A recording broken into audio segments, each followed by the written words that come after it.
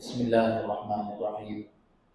الحمد لله وكفى وسلام على عباده الذين اصطفى. أما بعد، فقد قال الله تعالى في القرآن المجيد: أعوذ بالله من الشيطان الرجيم.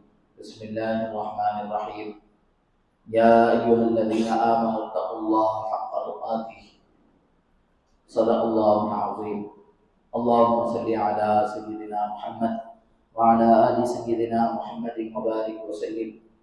اللهم صل على سيدنا محمد وعلى آل سيدنا محمد وبارك وسلم. اللهم صل على سيدنا محمد وعلى آل سيدنا محمد وبارك وسلم. محترم معزز بزرگوں، عزیز دوستوں، نوجوان ساتھیوں،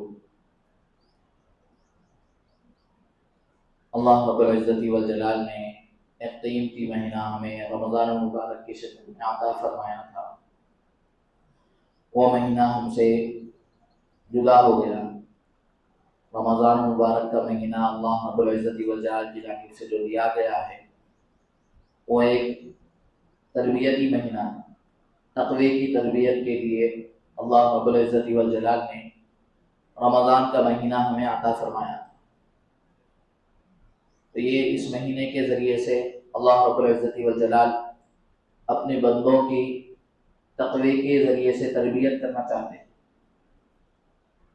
تو لہٰذا یہ مہینہ اب ہم سے جدا ہو گیا ہے۔ تو اس وقت ایک تو یہ ہے کہ ہم سب کی نظر اپنے اعمال پر ہوتی ہے کہ میں نے جو اعمال کیے ہیں وہ کچھ بھی نہیں۔ میں نے رمضان مبارک کے اندر جو اعمال کیے تھے وہ اعمال کچھ بھی نہیں۔ نماز پڑھے، روزے رکھے، قرآن مجید کی تلاوت کیے، تراویح ادا کیے۔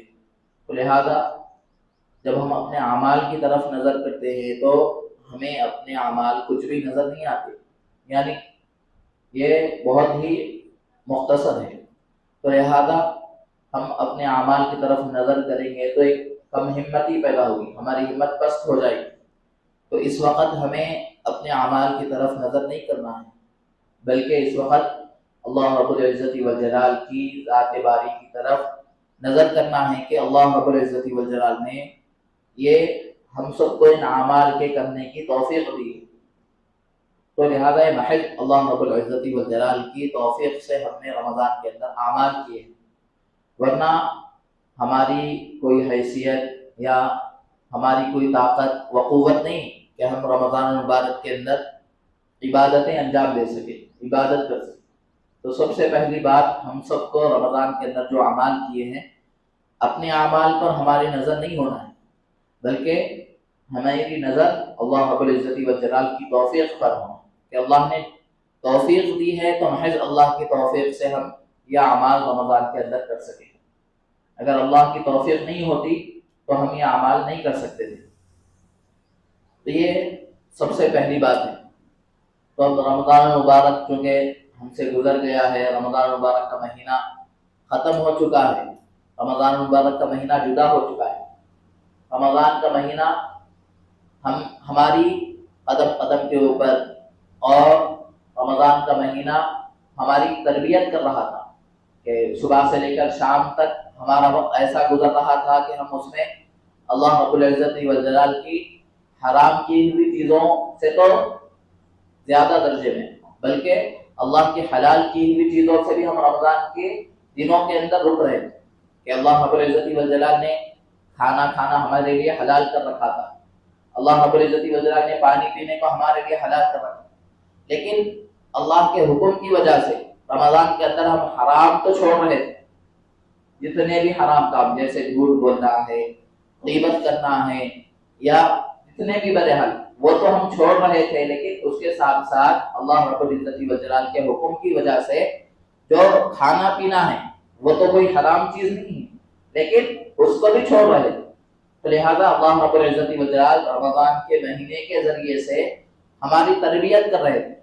تو یہ رمضان کے مہینے کے ذریعے سے ہماری تربیت ہوئی کہ روزے کی حالت میں ہیں، ہم کھانے کا بھوک بہت زیادہ لگ رہی ہے، لیکن اس کے باوجود دل میں یہ بات ہے کہ اللہ رب العزت والجلال کا حکم ہے نہیں کھانا، تو پورا دن ہم اسی طریقے سے گزارے، پیاس کی شدت لگ رہی، لیکن رمضان کے اندر ہم کیا ہے، بس اللہ کا ڈر، اللہ کا خوف ہمارے دلوں میں تھا کہ اللہ دیکھ رہی، تو اس ڈر سے، اللہ کے خوف سے دن بھر ہم پانی نہیں پیے۔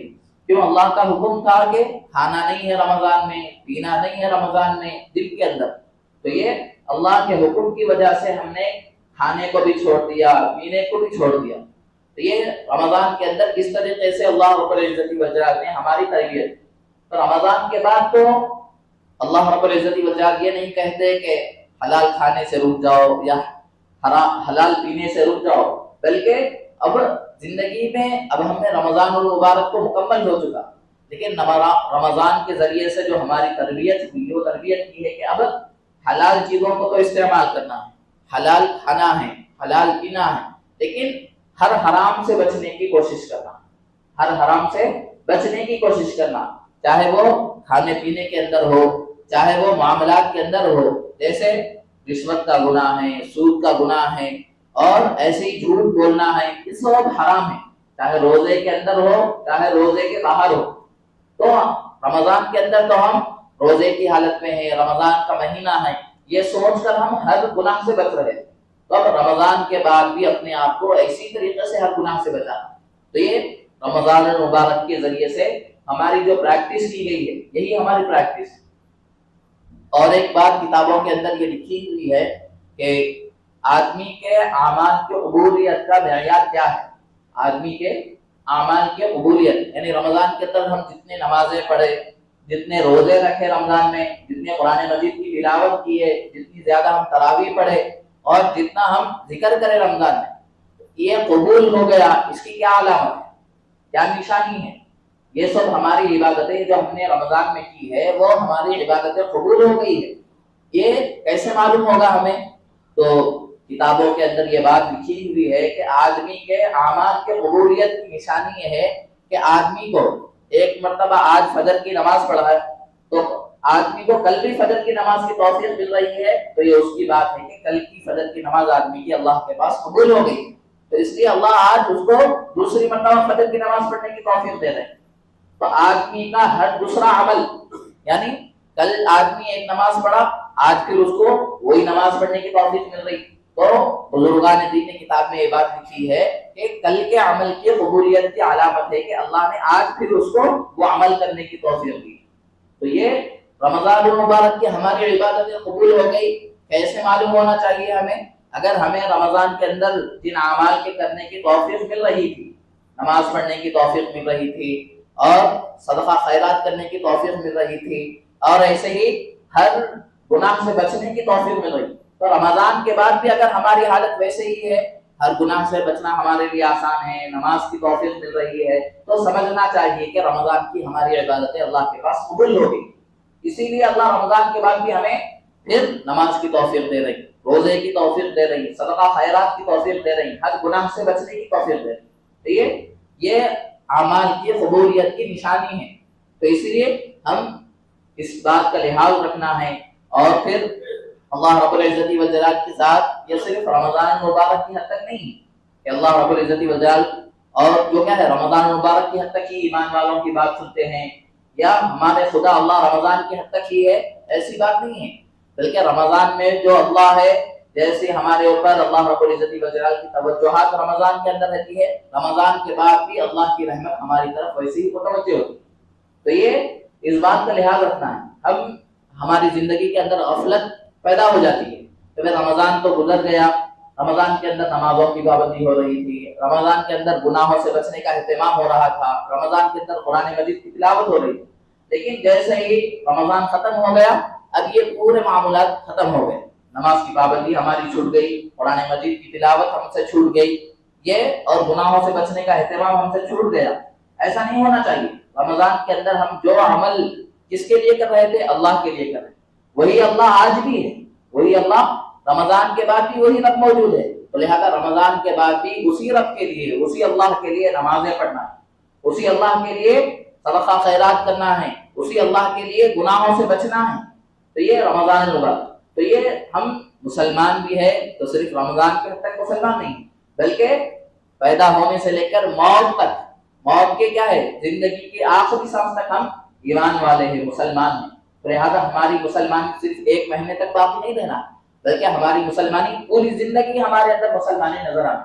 مسلمانی کی کیفیت، مسلمانی کے اعمال جو بھی ہے، پوری زندگی ہمارے اندر ایک مسلمان کی کیفیت، ایک مسلمان کی صفت نظر آنا.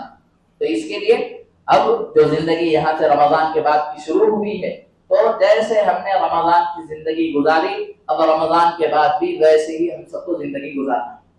اب اللہ رب العزت والجلال نے ہمیں رمضان مبارک کے اندر جو اعمال کرنے کی توفیق دی ہے، تو ان اعمال کے اوپر اللہ رب العزت والجلال کا شکر ادا کرنا.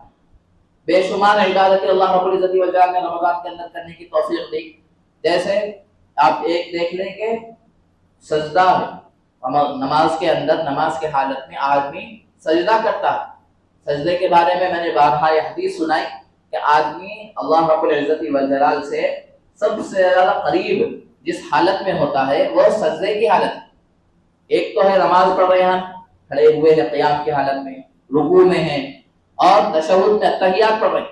لیکن سب سے زیادہ بندہ جو اللہ رب العزت والجلال سے قریب ہوتا ہے وہ سجدے کی حالت میں. حدیث میں آتا ہے کہ بندے اپنے سر کو اللہ کے قدموں میں رکھ دیتا ہے، اللہ کے قدموں میں بندے کا سر ہوتا ہے، تو اتنا زیادہ بندہ اللہ سے قریب ہو جاتا ہے. تو آپ دیکھ لیں کہ تراویح کے اندر ہر دن 20 رکعت تراویح میں 40 سجدے ہوتے ہیں. تو آدمی اگر 30 دن مسلسل تراویح پڑھا تو 40 روزانہ کے 40 سجدے 30 دن کے سے اگر ملا دیں تو تقریباً 1200 سجدے ہوتے ہیں. تو آدمی کو رمضان میں 1200 سجدوں کے ذریعے سے اللہ رب العزت والجلال کا اتنا زیادہ قرب نصیب ہو گیا. لہٰذا یہ ہماری بس کی بات نہیں تھی، یہ اللہ رب العزت والجلال کی توفیق سے ہوا.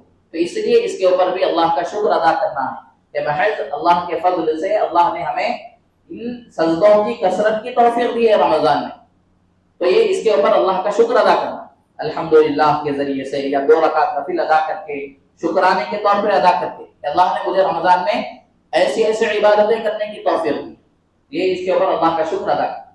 اور پھر اعمال کے اندر کچھ نہ کچھ خامی رہ جاتی ہے، آدمی کوتاہی کر لیتا ہے، روزوں کے اندر کوتاہی ہو جاتی، نماز کے اندر کوتاہی ہو جاتی. تو اس کے لیے کیا کرنا ہے؟ استغفار کرنا ہے. استغفر اللہ استغفر اللہ استغفر اللہ. کہ رمضان کے اندر جیسے ہم نے رمضان کی قدر کرنی تھی ویسے ہم نے رمضان کی قدر نہیں کی. جیسے رمضان کے اندر اللہ کی ہم سب کو عبادت کرنا تھا ویسے ہم عبادت نہیں کی. تو اس لیے آج ہمیں کیا کرنا ہے؟ رمضان کے اندر جو ہم نے ٹوٹی پھوٹے انداز میں اللہ کی عبادتیں کی ہے، اس کے اندر کچھ نہ کچھ کمی رہ گئی، اس کے اوپر اللہ رب العزت والجلال سے استغفار کریں کہ اے اللہ، آپ کی عبادت کرنے کا جیسا حق تھا میں نے ویسے آپ کی عبادت نہیں کی، تو لہذا میں معافی مانگتا ہوں، اور میں اپنی اس جو میں نے عبادت جیسے کرنا تھا ویسے نہیں کیا ہوں، اس کے اوپر اے اللہ میں آپ سے معافی چاہتا ہوں. اس طریقے سے بندے کو کیا ہے؟ اللہ رب العزت والجلال سے استغفار کرنا ہے. اللہ کے نبی صلی اللہ علیہ وسلم کے حدیث مبارک میں جب ذکر آتا ہے کہ اللہ کے نبی صلی اللہ علیہ وسلم پوری رات عبادت کرتے تھے، فجر تک، عشاء سے لے کر فجر تک اللہ کے نبی صلی اللہ علیہ وسلم کبھی کبھی پوری رات عبادت میں گزارتے تھے. جب صبح ہوتی تو اللہ کے نبی صلی اللہ علیہ وسلم کے پیر مبارک پھول جاتے تھے، ورم آ جاتا تھا. اور یہ اللہ کے نبی صلی اللہ علیہ وسلم کے تعلق سے اللہ نے پہلے ہی قرآن میں فرمایا کہ اللہ نے آپ کے اگلے پچھلے تمام گناہ معاف کر دیے. اللہ کے نبی صلی اللہ علیہ وسلم کے تعلق سے فرما دیا کہ آپ کے اگلے پیچھے سب کیا ہے؟ معاف ہے. لیکن اس کے باوجود اللہ کے نبی صلی اللہ علیہ وسلم پوری رات عبادت کر رہے، کھڑے ہو کر عبادت کر رہے کہ آپ کے پیر پھول جا رہے، ورم آ جا رہا. جب صبح ہو جاتی تو اللہ کے نبی صلی اللہ علیہ وسلم فرماتے کہ ما عبدنا کا حق عبادتی، اے اللہ جیسے آپ کی عبادت کرنے کا حق تھا ہم نے ویسی آپ کی عبادت نہیں کی. یہ حضور صلی اللہ علیہ وسلم اللہ رب العزت والجلال کی بارگاہ میں، اے اللہ جیسے آپ کی معرفت کا حق تھا ہم نے ویسے معرفت نہیں کی، جیسے عبادت کرنے کا حق تھا ویسے نہیں. تو یہ اللہ کے نبی صلی اللہ علیہ وسلم فرمایا. لہٰذا آپ کی عبادت کامل تھی، آپ مکمل اللہ کی طرف متوجہ ہوتے تھے. اس کے باوجود اللہ کے نبی صلی اللہ علیہ وسلم فرما رہے کہ میں جیسے اللہ کی عبادت کرنا چاہیے تھا ویسے نہیں کیا. لہٰذا ہمیں بھی چاہیے کہ ہمارے اندر بھی یہ بات ہونی چاہیے کہ ہم جیسے اللہ رب العزت والجلال کی عبادت کرنے کا حق تھا ہم نے ویسے اللہ کی عبادت نہیں کی. تو یہ آدمی کے زبان پر جو رمضان کے اندر کوتاہیاں ہو گئی ہے عبادت کے اندر، اس کے اوپر استغفار کرتے رہنا چاہیے. یہ رمضان کے اعمال کے اوپر ہے. ایک جو اعمال ہم نے کیے ہیں اس کے اوپر اللہ کا شکر ادا کرنا. الحمدللہ سجدوں کی توفیق ہوئی, تراویح کی توفیق ہوئی, قرآن مجید کی تلاوت کی توفیق ہوئی, روزے رکھنے کا موقع ملا, یہ الحمدللہ کے ذریعے. اور جو کمی کوتاہی ہو گئی اس کے اوپر استغفر اللہ استغفر اللہ استغفر اللہ کے ذریعے سے اللہ سے معافی مانگنا ہے. یہ رمضان مبارک کے اندر. تو اب رمضان تو گزر گیا ہے, اب ہمیں رمضان کے بعد کیا کرنا ہے؟ رمضان کے بعد سب سے پہلا کام ہمیں جو کرنا ہے وہ یہ ہے کہ ہماری جتنی بھی نمازیں ہیں وہ سب جماعت کے ساتھ مسجد کے اندر, جماعت کے اہتمام, جماعت کا مسجد کے اندر نماز کی جماعت کا ہم سب کو اہتمام کرنا ہے. رمضان کے بعد کا سب سے پہلا کام یہی ہے کہ کوئی بھی ہماری نماز جماعت کے بغیر نہ ہو, مسجد کی جماعت کے بغیر نہ ہو. سب سے پہلا کام رمضان کے بعد یہ کرنا ہے کہ ہماری ہر نماز جیسے رمضان کے اندر مسجد کے اندر جماعت کے ساتھ ہوتی تھی وہ رمضان کے بعد بھی مسجد کے اندر جماعت کے ساتھ ہم نماز ادا کریں. یہ پہلی بات.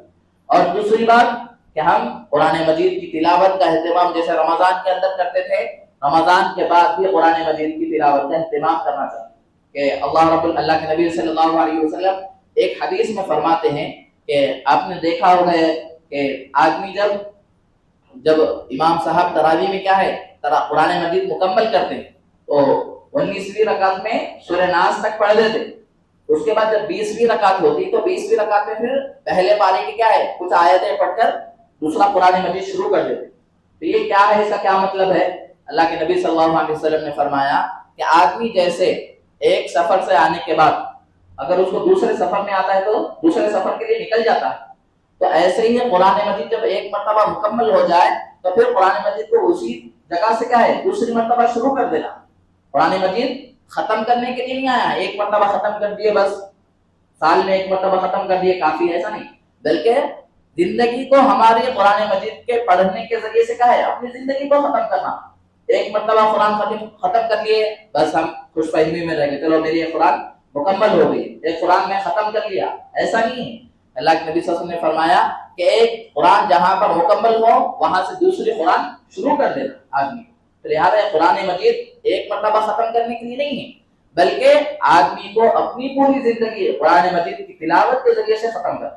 تو یہ ہماری پوری زندگی کو کیا ہے لگا دینا ہے کہ قرآن مجید اس میں ہماری زندگی ختم ہو جائے پڑھتے پڑھتے قرآن مجید. تو لہٰذا رمضان کے اندر 2 پارے 3 پارے 1 پارا جو بھی ہم قرآن پڑھتے تھے تو رمضان کے بعد ہمارے معمول ہونا چاہیے کہ کم سے کم آدھا پارا پاؤ پارا یا 1 رکوع تو قرآن مجید کا ہم میں سے ہر ایک کو پڑھنا چاہیے. ہم میں سے ہر ایک کو قرآن مجید کا 1 رکوع پڑھنا چاہیے. اور بھی بہت سارے ذکر و اذکار ہے جیسے سبحان اللہ والحمدللہ, سبحان اللہ وبحمدہ, سبحان اللہ العظیم, ایک عظیم ذکر ہے.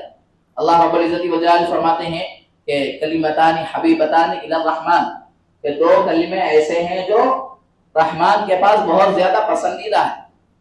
اور خفیفتان علی اللسان, کہ آدمی کی زبان کے اوپر ہلکے, اور ثقیلتان فی المیزان, ترازو کے اندر بہت زیادہ بھاری. کیا ہے وہ؟ سبحان اللہ وبحمدہ, سبحان اللہ العظیم. یہ 2 کلمے ہیں. آدمی اگر یہ 2 کلمے ایک مرتبہ پڑھ لیا تو اللہ فرما رہے ہیں کہ جو ترازو ہے وہ ترازو بھر جاتا ہے, زبان کے اوپر ہلکے ہے, اللہ کے پاس بہت زیادہ پسندیدہ ہے, اور ایسا وزنی ہے کہ یہ پڑھنے کی وجہ سے جب اس کو کل قیامت کے دن نام اعمال میں رکھ کے تولا جائے گا تو صرف یہ 2 کلمے کے وزن سے کیا ہے ترازو بھر جائے گا. تو یہ ہم صبح و شام اس کلمے کے پڑھنے کا اہتمام کرنا. استغفار کا اہتمام ہے. استغفار کے بھی بہت زیادہ قرآن کے اندر اور احادیث میں برکتیں آئی ہیں کہ استغفار پڑھنے کے بعد استغفر اللہ کے بے شمار برکتیں. تو لہذا آدمی کو رمضان کے بعد بھی استغفر اللہ اس تسبیح کا اہتمام کرنا, لا الہ الا اللہ اس کا اہتمام کرنا ہے, سبحان اللہ وبحمدہ, سبحان اللہ العظیم کا اہتمام کرنا, درود شریف کا اہتمام کرنا, اللہم صلی علی محمد. یہ تسبیحات ہے. تو رمضان کے بعد کی زندگی بھی ہمیں اللہ رب العزت والجلال کی طرف متوجہ ہو کر اللہ کی عبادت میں گزارنا ہے. تو یہ چند باتیں آپ حضرات کے سامنے رکھی گئی. تو اس لیے کہ اللہ رب العزت والجلال جیسے رمضان میں ہمارے خالق ہیں, ہمارے مالک ہیں, ہماری طرف متوجہ ہوتے ہیں, رمضان کے بعد بھی اللہ رب العزت والجلال ہمارے رب ہے, ہمارے خالق اور مالک ہے. تو جیسے ہم رمضان میں اللہ کی عبادت کرتے تھے رمضان کے بعد بھی ہم سب کو ویسے ہی اللہ رب العزت والجلال کی عبادت کرتے رہنا. ایسا نہیں کہ رمضان ہو گیا تو اب عبادتوں کی چھٹی ہو گئی, ایسا نہیں. تو رمضان کے بعد بھی عبادتوں میں اپنے وقت کو لگانا ہے، اللہ کی بندگی میں اپنا وقت لگانا ہے۔ سب سے پہلا کام ہماری ہر نماز جماعت کے ساتھ ہونا ہے، اور دوسرا کام روزانہ کچھ نہ کچھ مقدار قرآن مجید کی تلاوت، اور تیسرا کام یہ ہے کہ ہم ذکر و اذکار کرنا، سبحان اللہ، الحمدللہ، لا الہ الا اللہ، یہ جو بھی ذکر ہے یہ ذکر کا اہتمام رمضان کے بعد بھی کرتے ہیں۔ اللہ رب العزت والجلال سے دعا ہے کہ جو باتیں کہی گئی اللہ کہنے والے کو، سننے والوں کو اس پر عمل کرنے کی توفیق عطا فرمائے۔ وآخر دعوانا الحمدللہ رب العالمین۔ جو حضرات سنت ادا نہیں کی ہے وہ سنت ادا کریں۔